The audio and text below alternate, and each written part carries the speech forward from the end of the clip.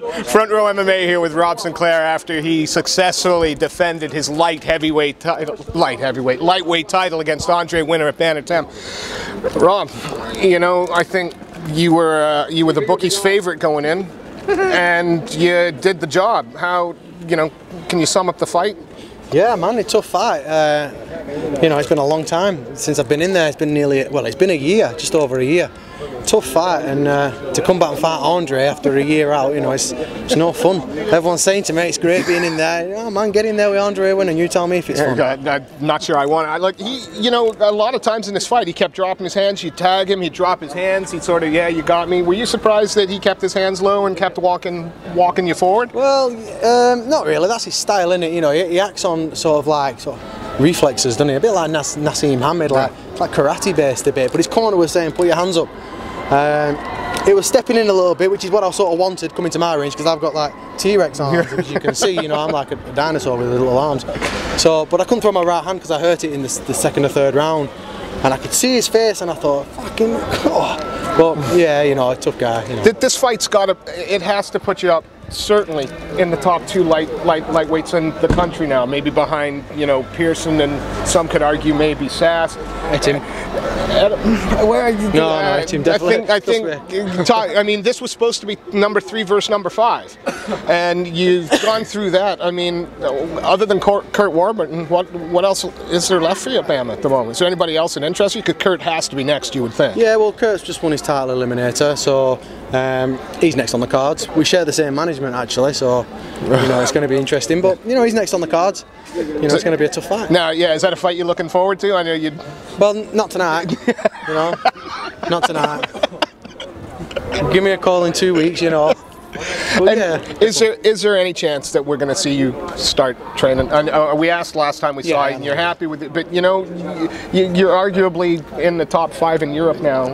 You know, when are you? If you're ever going to make the step to be just a fighter, is that on the cards, or you're just not interested? No, yeah, I'm definitely interested because I'm still fighting. You know, I mean, look, Andre Winner has been fighting professional now for however long, since the show that he got to the final. How long is that? 4 years he's been fighting full time professional.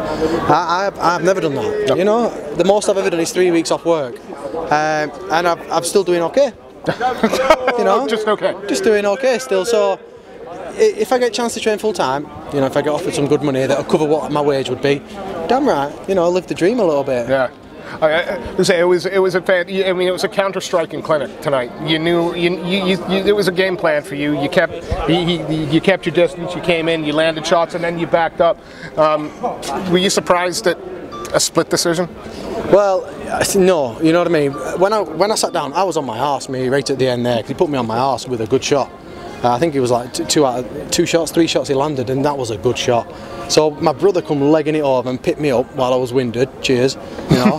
And I said, "Have I won?" The first question I asked is, "Have I won?" I was clear, but I didn't know if I'd won the fight because I was backing up a lot. And he said, "Yeah, you've won 4-1."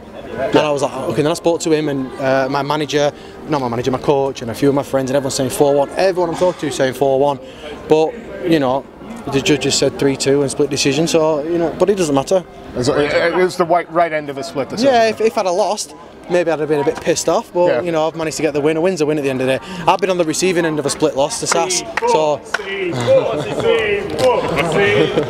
I've been on the receiving end of a split loss, and it's not. You make excuses. You're like, well, a split loss is a draw, so I've got to be fair and say, you know, a split wins a draw. Well, I'm not going to keep you. You got friends and people kicking around. I know you want a beer. I want to say it was a phenomenal performance tonight against a guy that, you know, he's a name because of the UFC, and now hopefully Rob Sinclair becomes a name as well. Is there anybody you want to shout out? Anyone you want to say I want to thank everyone. Especially this guy. Get on the floor.